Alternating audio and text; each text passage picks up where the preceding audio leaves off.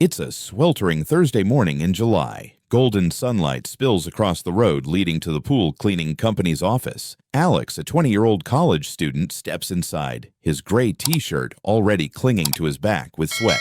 The boss, a gruff, middle-aged guy with a deep voice, slides a handwritten note across the counter. "New job, Alex. The Turner Place. High-end neighborhood. Do it right, and they'll sign on for weekly service." Alex glances at the paper. The address is on the west side of town, where sprawling homes hide behind white picket fences and perfectly manicured lawns. He nods, grabs the keys to the work truck, loads his gear, and hits the road. The drive to the Turner residence winds through upscale suburbs. Old oak trees cast cool shadows cutting through the summer heat. Alex flips on the radio, and a classic rock song crackles through the speakers. But his mind is already on the job ahead. Rich folks are picky. They want their pools crystal clear, not a leaf or speck of dirt in sight. But they tip well, and that's why he puts up with the scorching sun.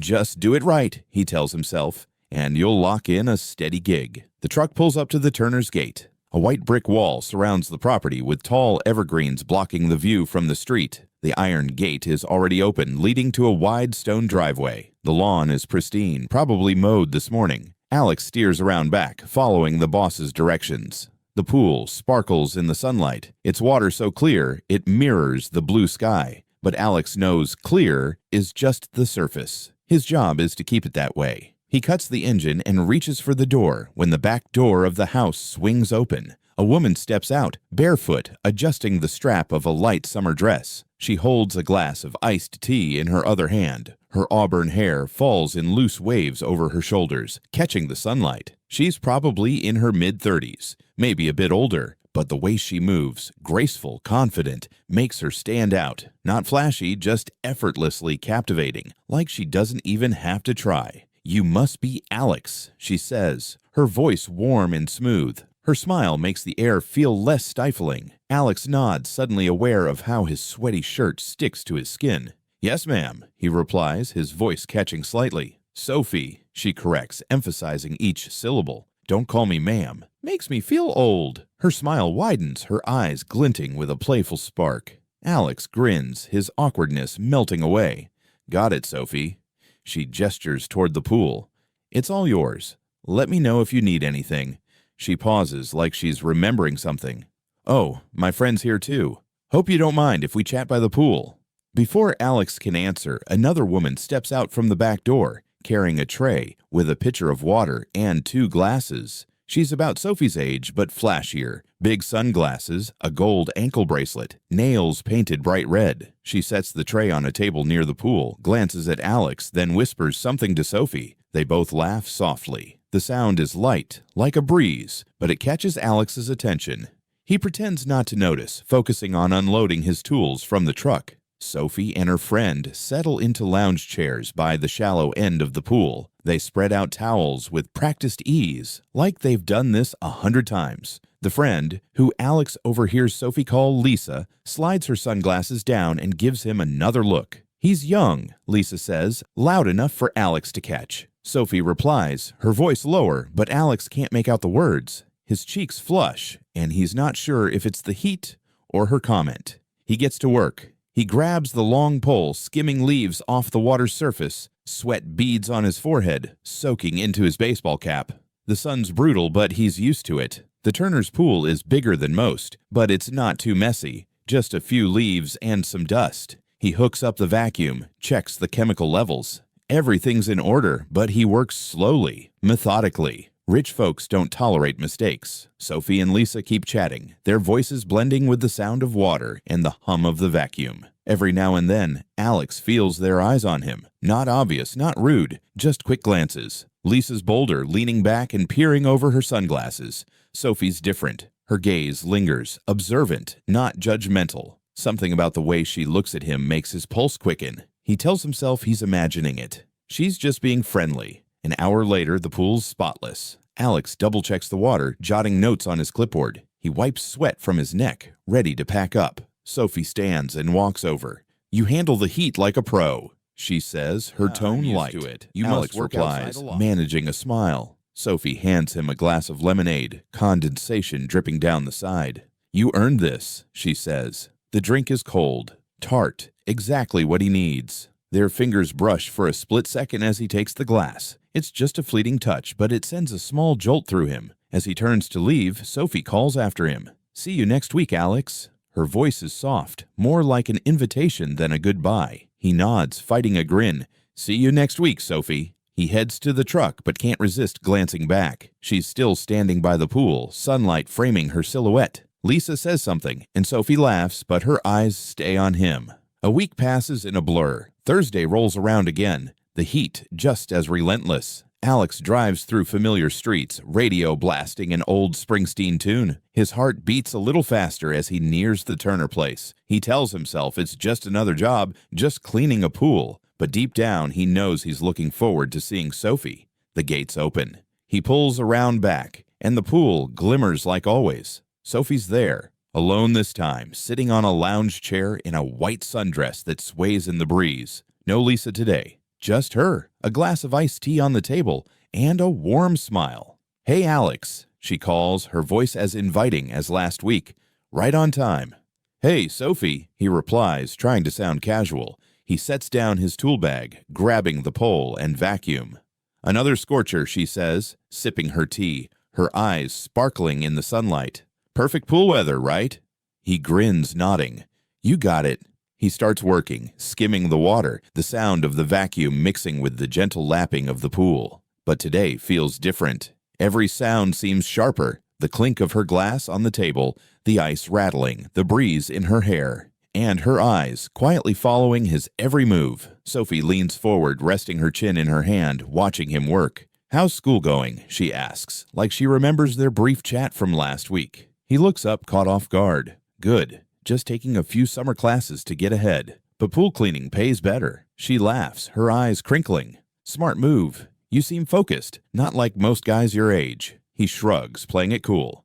Gotta be. Dirty pool, no paycheck. She nods, but her gaze lingers, like she's searching for something deeper. The air between them feels thicker, not tense, but warm, like an invisible thread pulling them closer. He goes back to work, but his mind's not fully on the task. He's aware of her, even when he's not looking. Her posture, the tilt of her head, the way her hair falls over her shoulder. A little later, Sophie stands, her sandals clicking softly on the stone path as she walks toward the pool.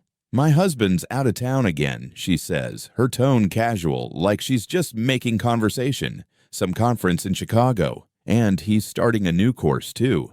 He'll probably be gone more often. Alex pauses, looking up. That's gotta be tough, him being away so much. She shrugs, but he catches a small sigh. You get used to it. Life doesn't stop just because someone's busy. Her voice is light, but there's a weight to it, like she's talking to herself. He nods, unsure how to respond. Part of him wants to ask more, to understand her, but he just says, well, at least the pool's gotta stay clean. She laughs, the sound easing the moment. Exactly.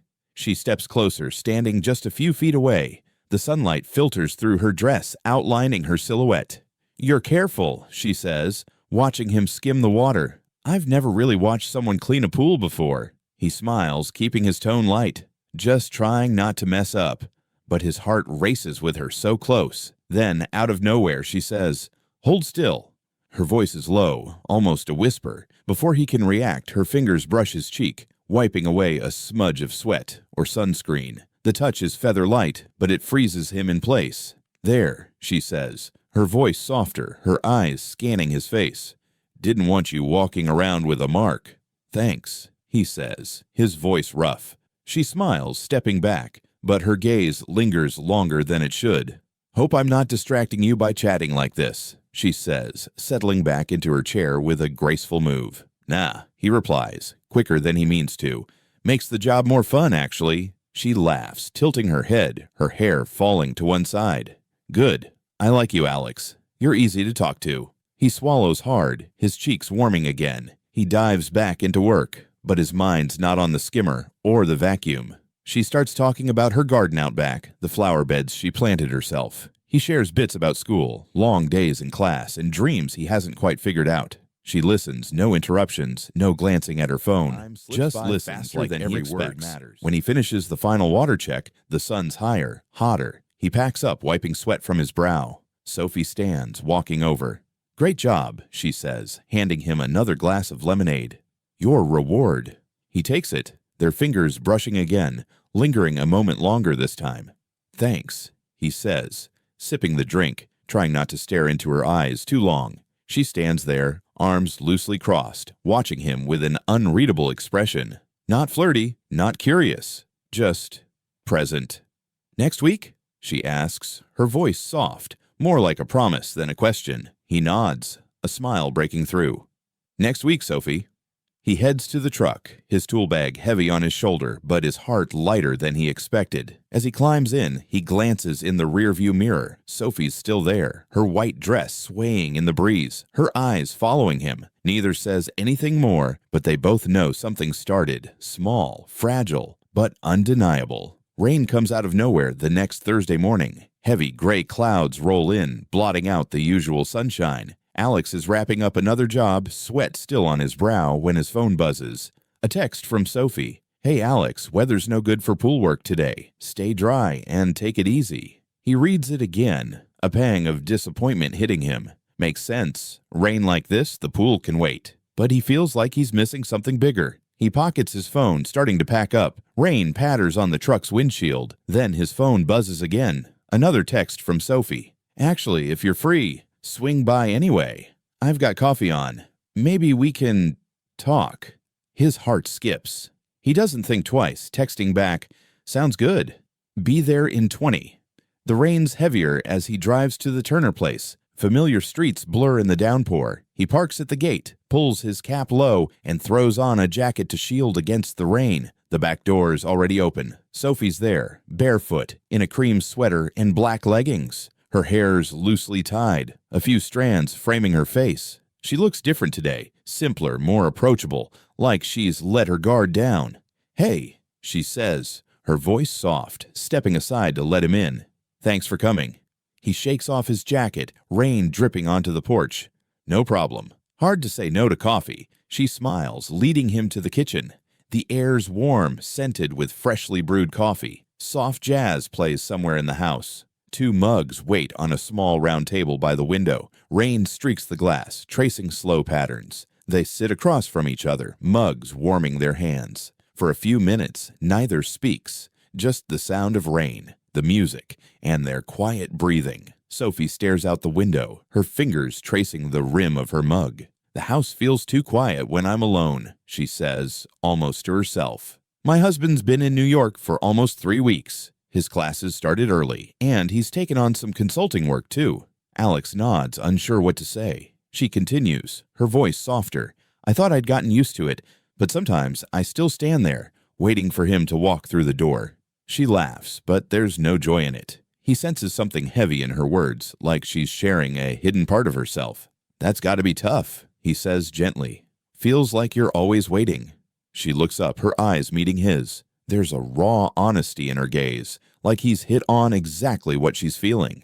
"Exactly," she whispers. They hold each other's gaze. No words needed. The air grows thicker, not tense, but warm, like an invisible thread tightening between them. Sophie stands, walking to the window. Her fingers brush the curtain's edge, her eyes on the rain. "It's strange," she says, almost a whisper. "You live with someone for years, but you can still feel lonely, even when they're right there." He swallows, his heart pounding. "You don't deserve to feel that way," he says, his voice low, more sincere than he planned. She turns, leaning lightly against the window frame. Her eyes soften, but there's a spark in them, a quiet longing. "You say the sweetest things, Alex," she murmurs, her voice catching. She steps closer, stopping just a few feet away. The space between them feels smaller. He stands, not thinking, drawn by something he can't name. "You make it easy to say them," he says, his voice rough. She smiles, her eyes locked on his. "I didn't expect you to be so easy to talk to, Alex." She steps closer, close enough that he can feel her breath, warm and steady. "I didn't expect you to let me get this close," he replies, his voice almost like surrender. Then in a moment she leans in. Their lips meet, tentative, testing. Just a second, but it shatters every boundary. The kiss deepens, slow, like they're learning each other. Her hand slides to his shoulder, fingers threading into his hair. His hands rest on her waist, gentle, like he's afraid to break something fragile. They pull back, foreheads touching, breaths mingling. "I shouldn't have done that," she whispers, her voice trembling. "I shouldn't have let you," he replies, trying to smile. She laughs softly, a mix of nerves and relief. She steps back, her hand still grazing his arm. "I should behave," she says, her voice low, her eyes still sparkling. He nods, his heart still racing. "If you say so." They stand there, neither wanting to break the moment. The rain keeps falling outside, but in the kitchen, the air is warm and heavy. Finally, she steps back, smoothing her hair. "You should head out before the rain gets worse," she says, her voice steady again, but her eyes still holding him. He grabs his jacket, nodding. "See you next week, Sophie." She smiles, small but genuine, like she doesn't want him to go. "See you next week, Alex." He steps outside, the rain cold against his skin, but inside, a fire's been lit, and he knows there's no putting it out. It's a clear Monday afternoon, but the air feels heavier.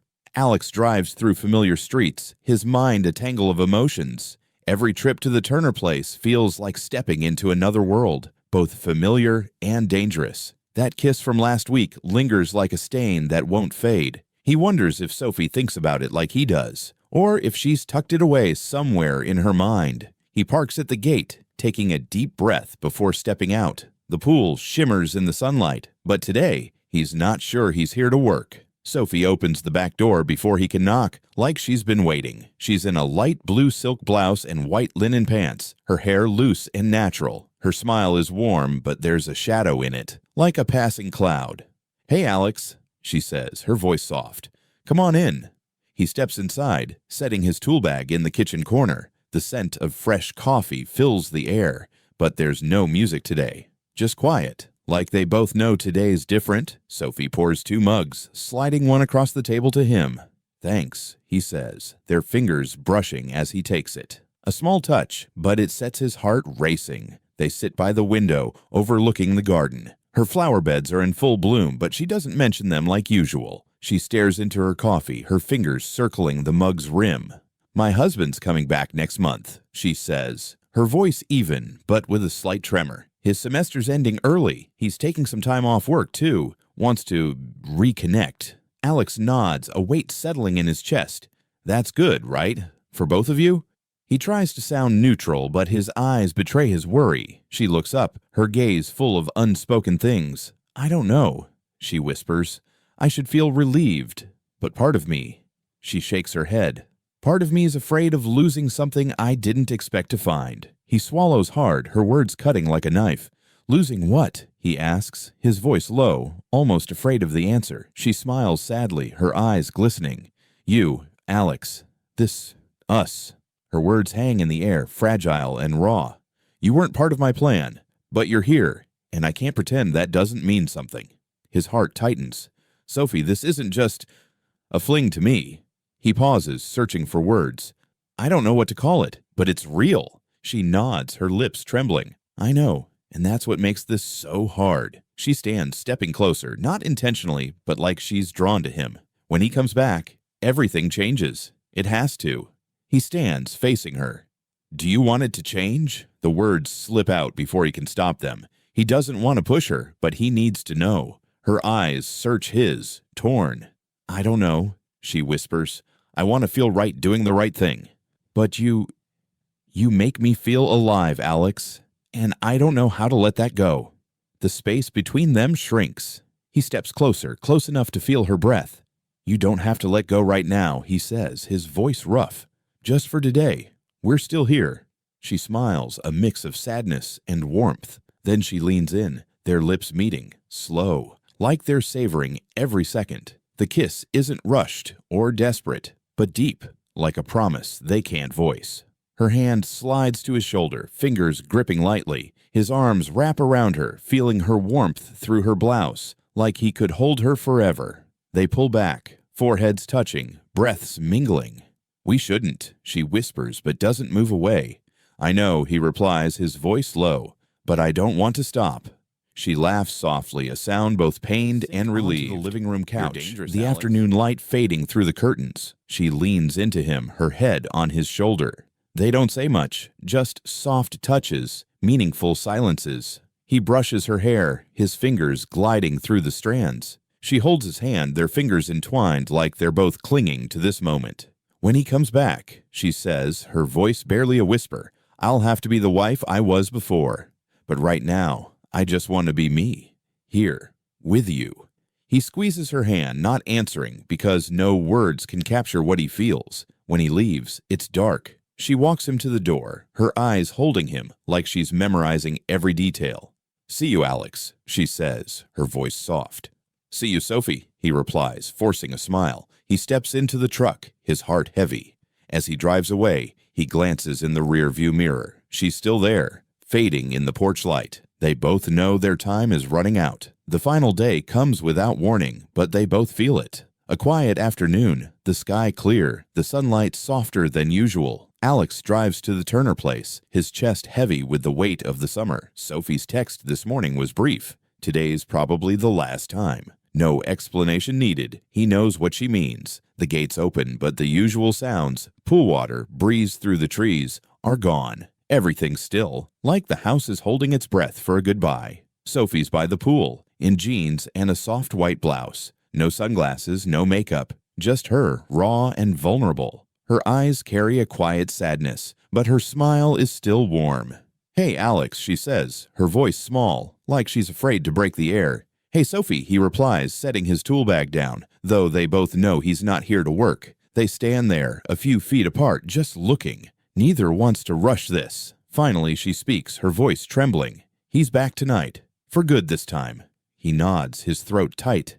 "I get it." He wants to say more, but words feel inadequate. She steps closer, her eyes searching his, like she's memorizing him. "I've spent all week trying to find the right words," she whispers. "But nothing makes this easier." "You don't have to say anything," he says, his voice low. "I know." She smiles, a sad but warm curve of her lips. "You always know what to say, Alex." They stand there, sunlight casting their shadows on the stone. Then she steps forward, close enough that he feels her breath. Her fingers brush his cheek, lingering like she's holding on to the feeling. "This summer," she says, her voice breaking. "I'll never forget it." "Me neither," he replies, his voice rough. "You don't know how much you mean to me." She nods, her eyes shining. "I do. And that's what makes this so beautiful and so painful." They hug, tight, like they can stop time. Her head rests on his chest, his arms around her, feeling her heartbeat. No tears, no more words, just the quiet truth that this is the end. Then she pulls back, her lips meeting his in a slow, meaningful kiss. Not rushed, not desperate, but a gentle farewell, holding everything they haven't said. When they part, her eyes are wet, but she smiles. "You deserve the world, Alex," she whispers. "Don't let anyone tell you otherwise." He nods, his voice steady despite the ache. "You too, Sophie." She steps back, arms crossed lightly, watching him. He turns, walking to the truck, each step heavy as lead. As he climbs in, he glances in the rearview mirror. She's still there, a small wave. Then she turns, disappearing as the door closes behind her. The soft click of the door feels like an end. He drives away, emotions swirling. Summer's over, classes start again, pool jobs dwindle, life moves on like it always does. But when the afternoon sun slants just right, he remembers. Remembers Sophie, remembers their wordless conversations, remembers her touch, her gaze, and the moments they belonged to each other, if only briefly. It couldn't last, but maybe that's what made it beautiful. The summer of Alex and Sophie is over, but their story leaves us with questions. Can love be wrong if it feels so real? Some moments make us feel alive, even if they last only a heartbeat. Have you ever had a summer like that? A person, a moment that changed you forever? This is The Cheater's Diary, where we tell stories about the thin line between right and wrong, heart and head.